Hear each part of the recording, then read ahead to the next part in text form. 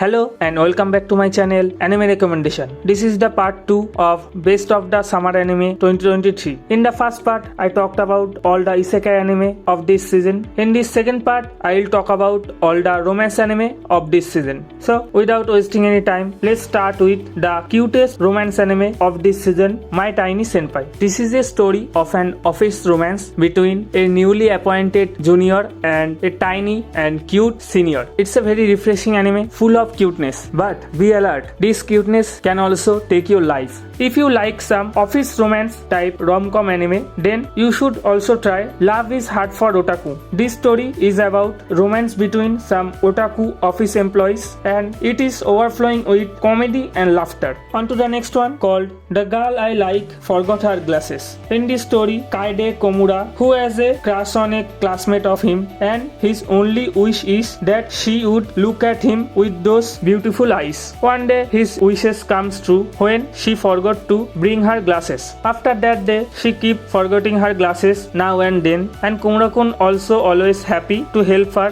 whenever she needed. Next we have My Happy Marriage. This story is about Mio Saemori, who was an unfortunate child of a loveless arranged marriage. After her mother died, her father brought in his lover and her own daughter Kaya. From then on, Mio's life was reduced to that of a mere servant. Even worse when Kaya inherited the family's psychic abilities, but Mio hadn't. After years of being treated like dirt, she was arranged to be married to Kyoka Kudo, who was rumored to be cruel and unreasonable. But unexpectedly, he was very kind-hearted and treated Mio with care. And Mio finally found the love and care she was searching for all these years. Next one is a very realistic one because its name is The Dreaming Boy is a Realist. Here, Wataru Sajo, a high schooler, is deeply in love with his beautiful classmate Aika Natsukawa. Although she always rejects him whenever he approaches her, Wataru never gets discouraged. But one day, he suddenly realizes that he and Aika are totally opposite and they are not fit to be together. So now he keeps his distance from her, thinking it will be best for her. But now Aika is the one who tries to get close to him. Wataru sometimes reminds me of the main character of Bunny Girl Senpai because they both don't hesitate to say what's on their mind. Next, we have a little itchy one called Temple. No one can live on loneliness. If you like Goddess's Cafe Terrace, then you will like this one too. Here, the MC Akimitsu Akegami always looked up to his father when he was a child. But when he got older, he realized that his father wasn't as great as he thought. Now he tries his hardest to avoid being like his father, but his determination fall apart when he met a young girl who leaves him with the thoughts that are all too impure. Now, to renounce all the worldly desires, he decides to become a monk. But the temple he decided to devote himself is full of women, and that same young girl was there too. Now, what will he do? Check it out for yourself. If this one is too impure for you, then the next one is a pure one. Its name is Saint Cecilia and Pastor Lawrence. Dwelling in the small and peaceful town, Lawrence works as a local pastor who is responsible to guide people to the church to visit the saint, a symbol of good morals who heeds everyone's struggles and grants them sincere advices. Although everyone respects and looked up to her, but no one knows except for Lawrence the other side of her. She always lays around whenever there is no one at her home or in the church. So Lawrence has to take care of the church and the saint all by himself. Although Cecilia has feelings for Lawrence and it is clear as day to everyone except for Lawrence himself. Next one is one of my all-time favorite romance anime called Horimiya Peace. It's the second season of Horimiya. If you are a rom-com fan and you haven't watched its first season, then what are you doing? Go and watch it right now. And for those who finished watching its first season, I hope you are enjoying the second season. I won't say anything about this story, but I can guarantee that you will absolutely love it. The second season has more comedy than romance, but it is still so much enjoyable. Next, we have Masamune-kun's Revenge R. This one is also a second season. This is a story about a fat-looking kid who suffered a trauma because of a girl he liked.